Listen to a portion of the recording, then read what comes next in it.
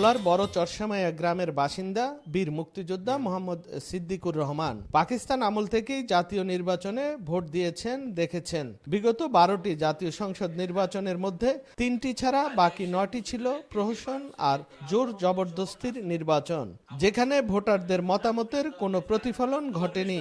শক্তিধররা নির্বাচনের নামে তাদের ক্ষমতার অপব্যবহার করেছেন।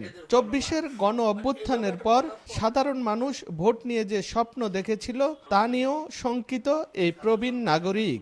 সকল বাঙালি এক একটা হই কলা গাছ দাঁড়াইছে, হেরো ভোট দিছে, সেখানে কোনো বিশৃঙ্খলা হয় নাই, যার যার ভোট শেষে দিছে। ভোট উৎসব ছিল এবং ভোট গণনা পর্যন্ত কোনো লোক মাঠ ছাড়া নাই। আমরা যে নির্বাচনটা চাচ্ছি সেই নির্বাচন বর্তমান এই প্রশাসন দিয়ে হবে না। গভর্নমেন্টের যদি দিক নির্দেশনা থাকে XYZ কে আসলে আমার জানার ব্যাপার না, তুমি নির্বাচনের জন্য সেইভাবে প্রস্তুতি নাও, কিন্তু সেইভাবে প্রশাসন যদি নেয় তাইলে হবে, আর নইলে হবে। নতুন রিন গভীর থেকে পরিষ্কার করে কাপড়কে রাখে নতুনের মতো উজ্জ্বল। নতুন রিন অ্যাডভান্সড পাউডার।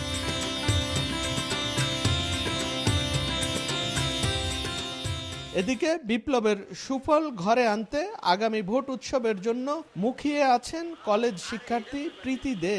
দাঙ্গা হাঙ্গামা, দখল আর অপরাজনীতি বন্ধ করে জনগণের মতামতের আলোকে দুর্নীতিমুক্ত মানবিক বাংলাদেশ গড়তে আগামীতে জনবান্ধব সরকার চান তিনি, যার মাধ্যমে মানসম্পন্ন শিক্ষা ও উন্নত জীবন খুঁজে পাবেন। আমি অনেকদিন ধরে অপেক্ষায় আছি কবে আমি ভোট দিতে পারবো। আমি চাই আমার নির্বাচিত প্রার্থীকেই নির্বাচন করতে, আর সে যেন আমাদের আস্থাভাজন হয়। তারা যেন তাদের মতামত আমাদের উপর চাপিয়ে না দেয়। একটা সংবেদনশীল পরিবেশ তৈরি হোক, ভোটের পরিবেশ যেন খুব শান্তিপূর্ণ হয়। ভোলা জেলার 4টি নির্বাচনী আসনে মোট ভোটার সংখ্যা প্রায় 16,71,000। এর মধ্যে নারী ভোটার 8,04,755 জন। নাসির উদ্দিন লিটন, সময় সংবাদ, ভোলা।